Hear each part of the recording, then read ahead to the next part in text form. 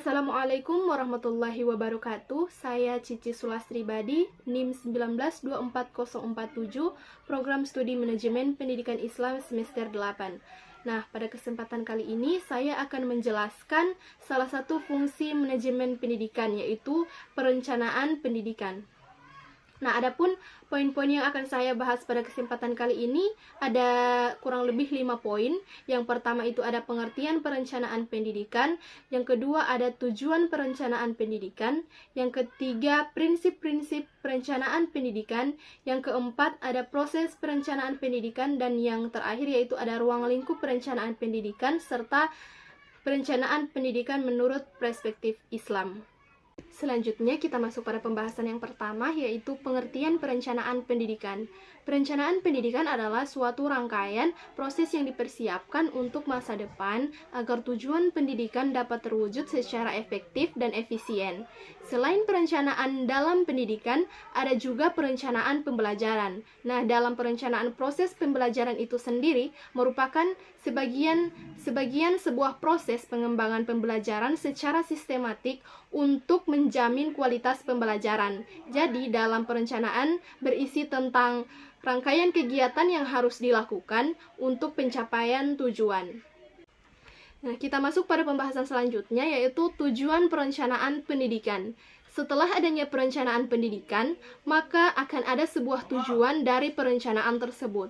Di antara tujuan perencanaan pendidikan, yaitu sebagai berikut. Yang pertama ada upaya mengoptimalkan sumber daya sebagaimana hasil analisis internal dan eksternal. Kemudian yang kedua ada paduan dalam pelaksanaan perencanaan pendidikan dengan melihat indikator-indikator yang ada di dalamnya.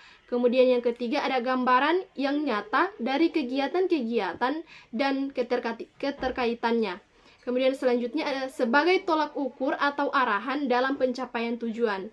Kemudian alat untuk meminimalisir berbagai kesulitan selama proses pembelajaran. Dan yang terakhir itu sebagai standar pengawasan. Selanjutnya yaitu prinsip-prinsip perencanaan pendidikan. Prinsip-prinsip perencanaan pendidikan adalah sejumlah aktivitas yang harus dilakukan atau dipertimbangkan oleh para perencanaan ketika akan menyusun rencana pendidikan. Nah, perencanaan pendidikan itu harus memperhitungkan prinsip-prinsip, yaitu yang pertama komprehensif, kemudian yang kedua integral, yang ketiga efisien, yang keempat fleksibel, yang kelima objektif rasional, yang keenam kelengkapan dan keakuratan data, dan yang ketujuh yaitu kontinu. Selanjutnya yaitu proses perencanaan pendidikan. Perencanaan tidak akan berjalan sebagaimana mestinya kecuali diketahui pula cara atau memulai sebuah perencanaan. Tanpa adanya proses, mustahil sebuah perencanaan akan tercapai.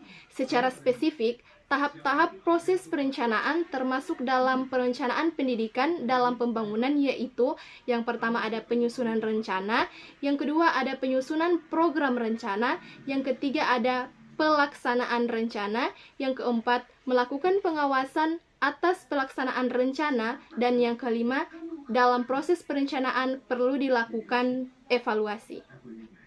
Selanjutnya, ruang lingkup perencanaan pendidikan. Ruang lingkup perencanaan pendidikan jangkauannya yang cukup luas dan dapat ditinjau dari berbagai aspek, antara lainnya itu yang pertama ditinjau dari aspek spesialnya, yaitu perencanaan pendidikan yang memiliki karakter yang terkait dengan ruang, tempat, atau batasan wilayah.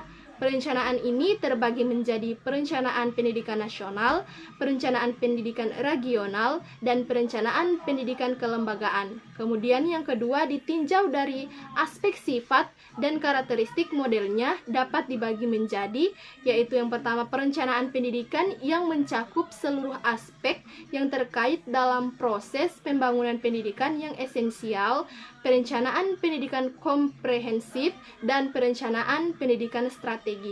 Selanjutnya pembahasan yang terakhir yaitu perencanaan dalam perspektif Islam. Nah, Islam mengajarkan berbagai aspek kehidupan yang tidak lepas dari aturan Allah Subhanahu wa Ta'ala, seperti yang tertuang dalam Al-Quran Surah Al-Hasyr ayat 18 yang menjelaskan bahwa perencanaan yang akan dilaksanakan harus sesuai dengan keadaan situasi dan kondisi di masa lalu, sekarang, dan masa modern yang akan datang.